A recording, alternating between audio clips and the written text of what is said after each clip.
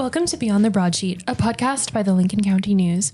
We are a community newspaper based in Midcoast, Maine, and provide the most comprehensive, in-depth coverage available anywhere of the 18 towns and one plantation that make up Lincoln County. My name is Christina Brown, and I'm a reporter here at LCN covering the towns of Bristol, South Bristol, Bremen, and Noblesboro. And my name is Emily Bracher, and I am a general assignment reporter here at LCN.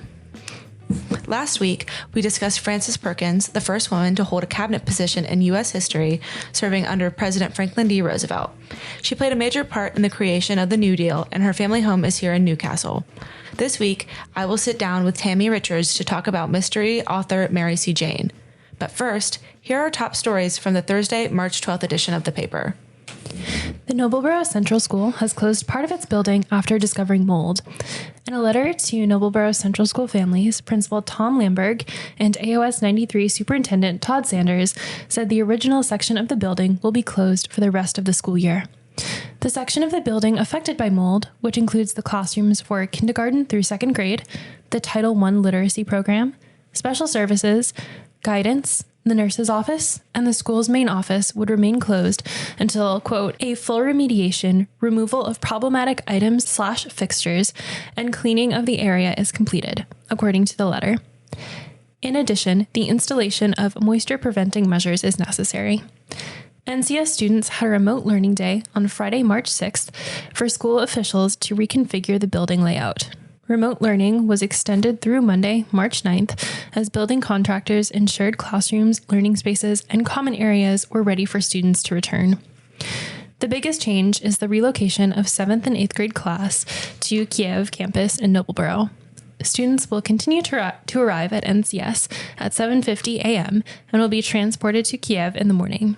Students will return to NCS in the afternoon to participate in special classes such as art, music, physical education, social, emotional learning, library, and technology. NCS returned to in-person learning on Tuesday, March 10th.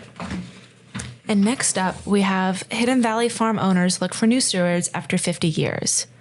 After almost 50 years of farming and forestry, the owners of Hidden Valley Farm are looking for someone new to take over. Bambi Jones and David Tracy Moskovitz, owners of the 1,200 acres of land, said that they are looking to either gift the property to an appropriate nonprofit organization or sell it and donate the proceeds to benefit conservation efforts. The couple has received about a half a dozen proposals, but are still accepting more. They plan to make a decision by this summer. It is important to both of them that whoever takes over is compatible and supportive of the community that makes up the 3-mile stretch of Hollywood Boulevard. Some of the residents have been friends for a long time, and they all help each other when it is needed. When the decision is made, it could end up being a combination of organizations that collaborate to continue to be stewards of the land. In news out of Waldeboro, after 14 months of construction, Maine Health opened its new location in Waldeboro with a ribbon-cutting ceremony on Tuesday, March 10th. The new facility at 126 Depot Street will replace 2 Maine Health primary care facilities that are currently operating out of converted homes on West Main Street and Mill Street. The facility includes 22 exam rooms, including pediatric exam rooms, an on-site lab, and a community room for local events and ongoing patient education. The total cost of the project was about $13.5 million, which exceeded the $11.1 million Maine Health had originally planned to spend on the building due to higher than expected construction costs.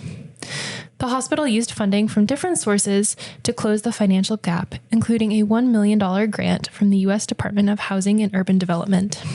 Multiple donors also helped to close the funding gap, according to Wade.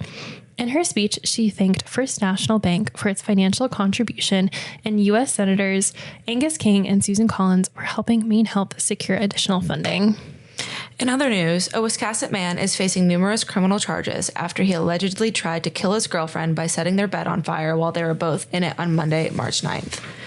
Terry Couture, 41, was arrested and charged with attempted murder, arson, aggravated criminal mischief, and domestic violence, criminal threatening, with a dangerous weapon as a result of the incident, according to a press release from the Wiscasset Police Department. Officers responded to 154 Beechnut Hill Road on March 9th for a report of a fire that had been intentionally set inside the residence. An investigation revealed that the homeowner intentionally set a bed on fire following a disagreement while he and his girlfriend were both in bed, according to the press release. The fire was extinguished and no serious injuries were reported.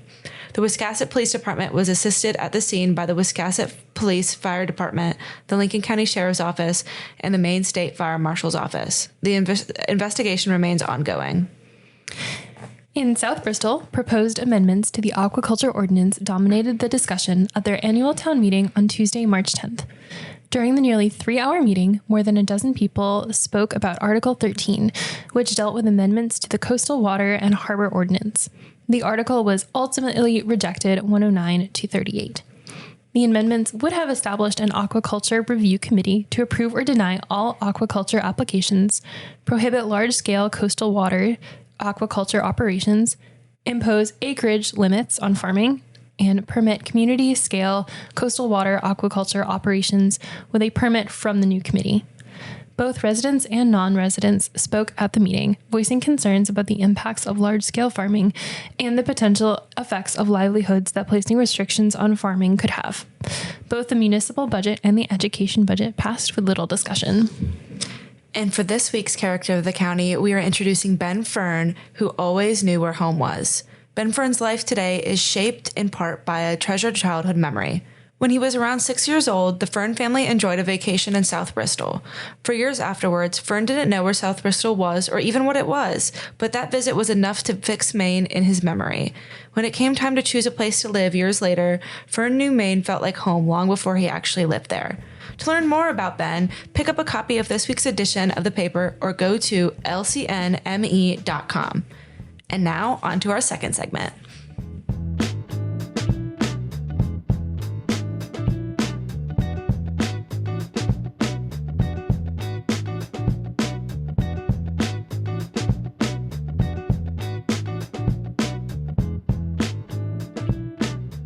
For our second segment, we will continue our Women's History Month in Lincoln County series.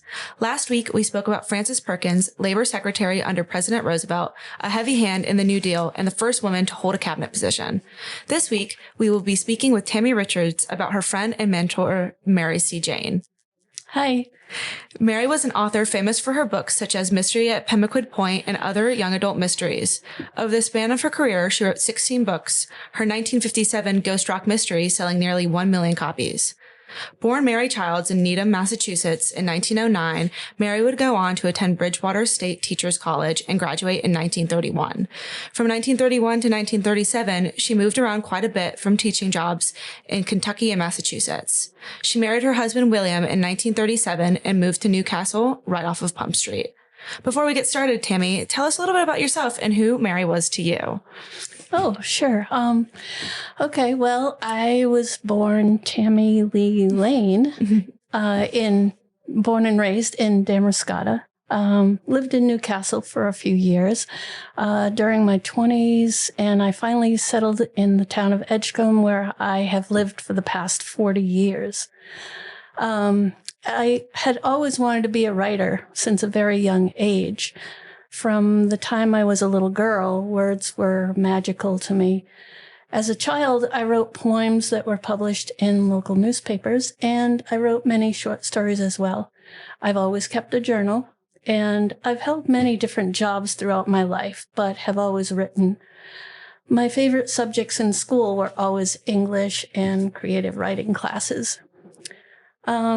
When I was a senior at Lincoln Academy, there was a newly developing program called the Senior Independent Project, where a student could get a job, keep a journal about it, do a presentation for school administration, and get extra school credit. Of course, there were prerequisites that had to be met in order to qualify for that program. It was during my involvement in that program that I began working part-time at the Lincoln home in Newcastle. After graduation in June of 1977, that job turned into full-time for several years.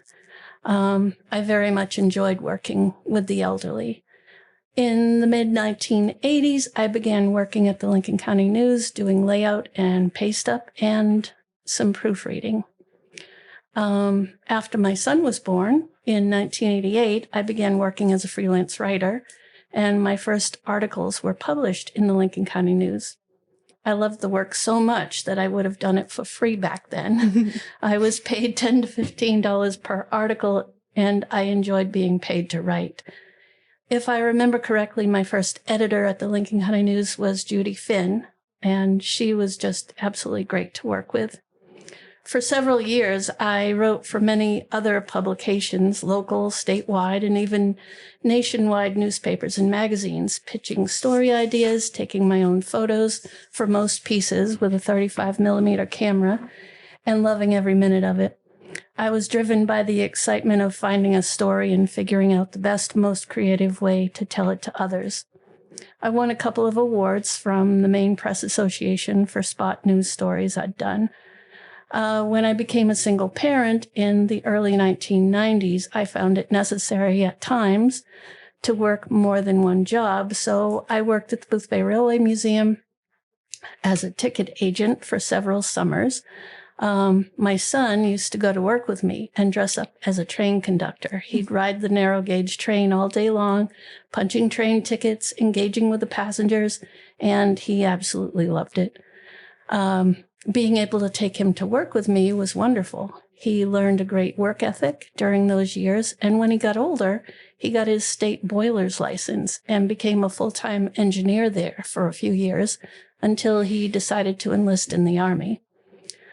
While working full-time for the Railway Museum, I still wrote articles part-time for local newspapers, including the Lincoln County News.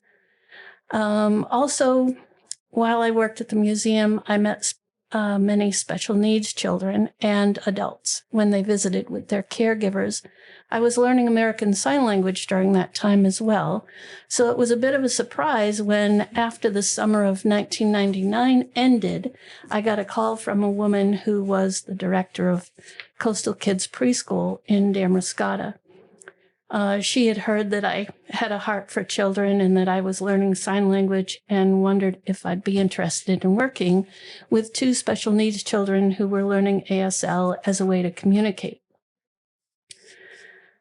I enjoyed working at the preschool as an ed tech for several years, and at some point I began attending the University of Southern Maine in Portland part-time, taking classes to become an interpreter for the deaf. Sometimes after my classes at USM would end for the day, I would go to the Governor Baxter School for the Deaf, which is located on Mackworth Island, where I volunteered to tutor deaf students in the dormitories there, 1 or 2 afternoons each week. It was a great way to use the signing skills I was in the process of learning. So after 8 years working at the preschool with special needs children, I left to work at the Governor Baxter School for the Deaf for a few years. And later, after finally getting my interpreting license, I contracted with several interpreting agencies as a self-employed educational interpreter for the deaf. However, I never forgot about the preschool. It holds a special place in my heart to this day. I have returned to Coastal Kids many times as an interpreter for a deaf child attending there. And for the past 4 years, I've worked as an EdTech 3 at local public schools, assisting special needs students of varying ages to increase their reading and writing skills. And I do want to say, I think as we talk more about Mary C. Jane, you'll see how much she meant to me and her effect in my life. But I do want to say that my dream of becoming a published author did come true. Many thanks to Mary for being my mentor as I grew up. So my first book was published in 2009. It's called There's a Moose Loose in the Hoose. And the second book was published in 2012, and that one is called There's a Moose Loose at the Fair. Every author has a reason for why they write. What was Mary's inspiration and motivation when it came to writing her novels? So Mary, she told me once that she was motivated and inspired to write stories in order to encourage children to read and to give them something they would find interesting enough to want to read. She believed mysteries were the key to piquing their interest. She was a school teacher, so Yeah. she really was interested in getting kids to read. She loved Maine, and she enjoyed exploring the state. And oftentimes things she was interested in would be skillfully crafted into one of her mysteries. She told me once that she would go to an area to explore it and would immediately start imagining a story that could happen there, eventually turning into a mystery for one of her books. She loved being outside, and her favorite places were the ocean and the mountains. She and I had that interest in common. She and her family would often go to the Camden Hills to hike.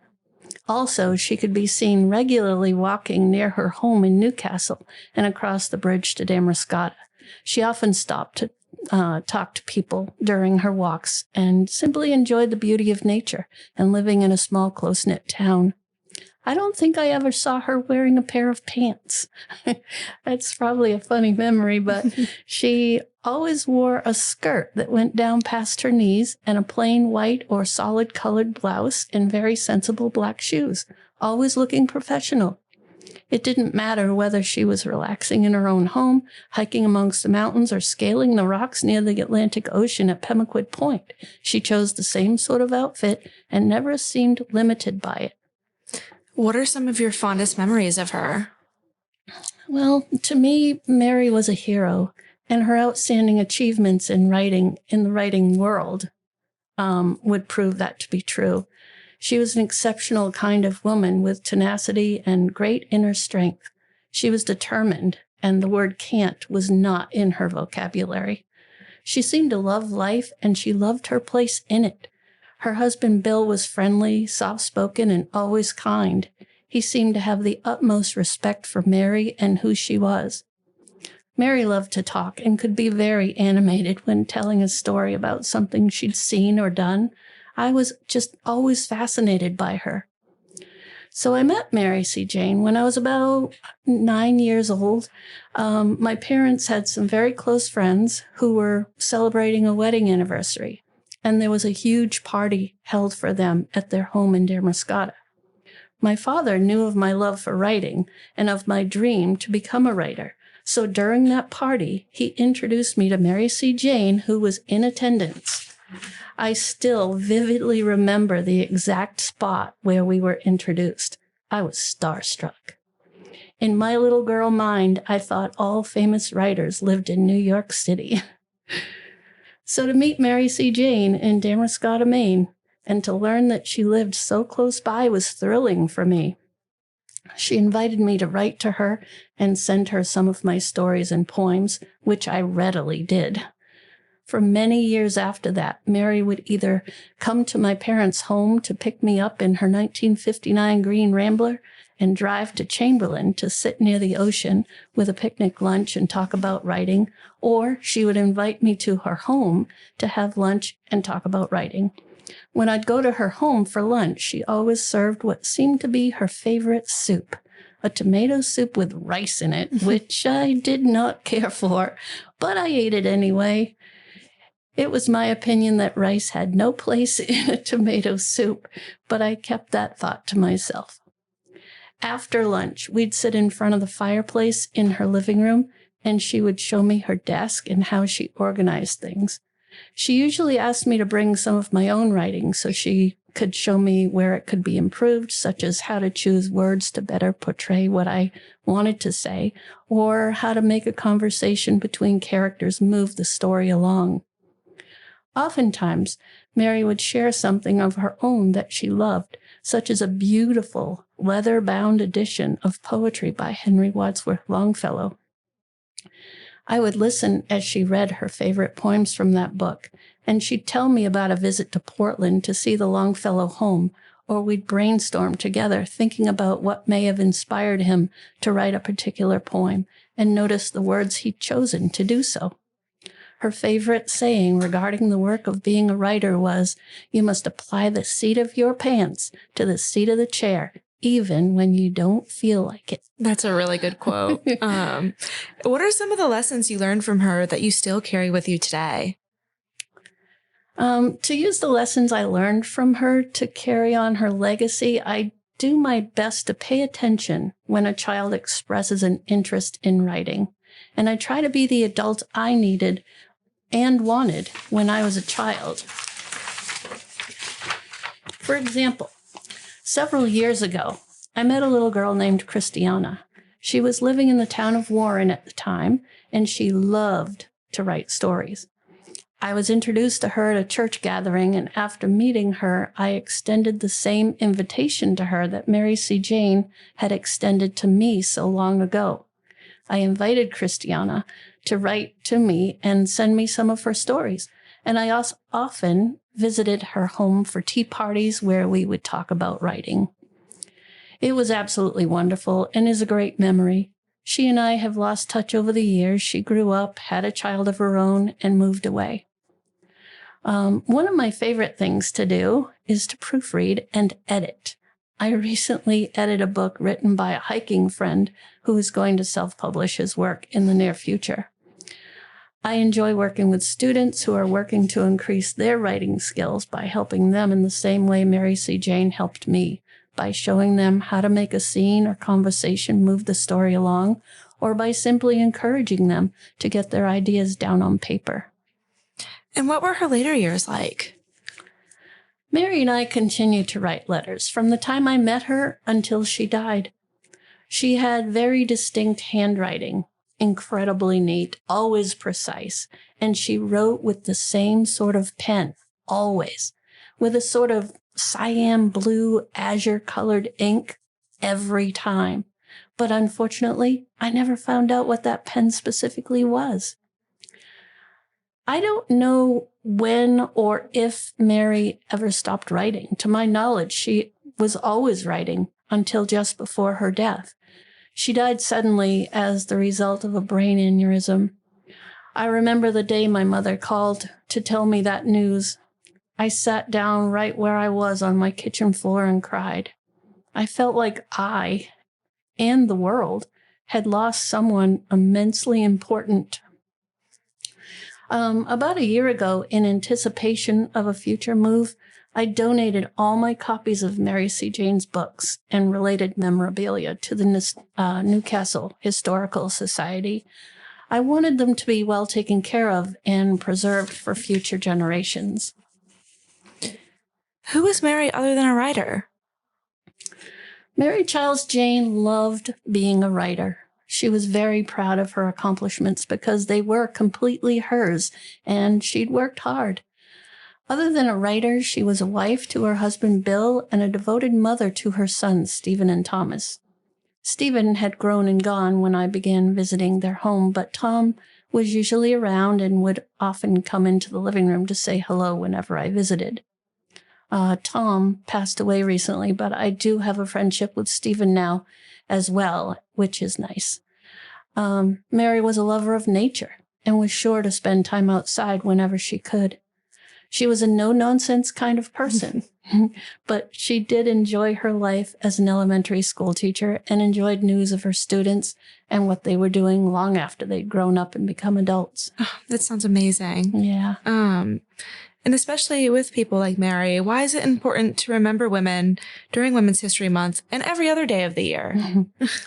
Well, I think it's important to remember women like Mary C. Jane this month and any other day, because not only do we recognize their achievements as women and honor their legacies, but it also provides an opportunity for what I believe are fundamental, even vital role models and inspiration to children, in this case, especially to girls and young women, and shows empowering examples of what is possible when you have a dream and pursue it with all your heart.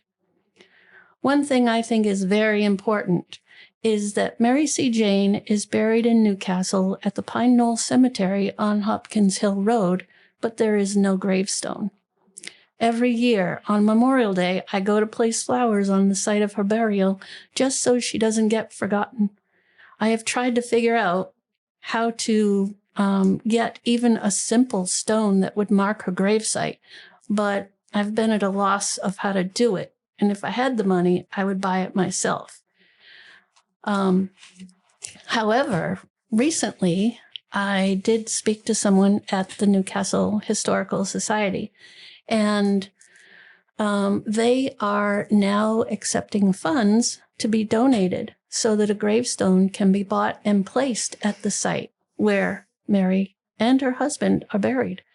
For those who want to donate, you can mail a check to P.O. Box 482 in Newcastle, or donate by credit card on the website at nhsmaine.org.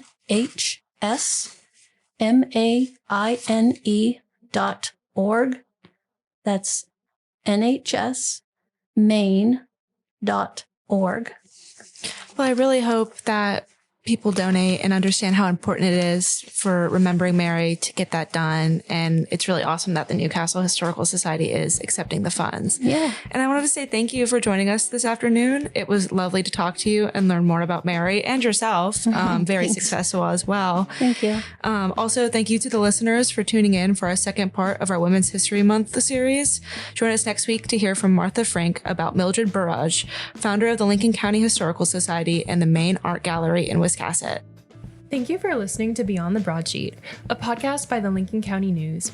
This podcast is produced by Lucas McNelly and Maya Zewert. Tyler Davis of Tyality Productions provides production support. Our theme music is by Stu Mahan and Lincoln County News Associate Editor / bassist Sherwood Olin. The Lincoln County News hits newsstands across the county every Wednesday afternoon, and you can also access our work online at lcnme.com. If you have a question, comment, or suggestion, please email us at info@lcnme.com. As always, we're grateful for the support of our readers and listeners in Lincoln County and beyond. It's been great catching up today, and we'll talk with you again soon.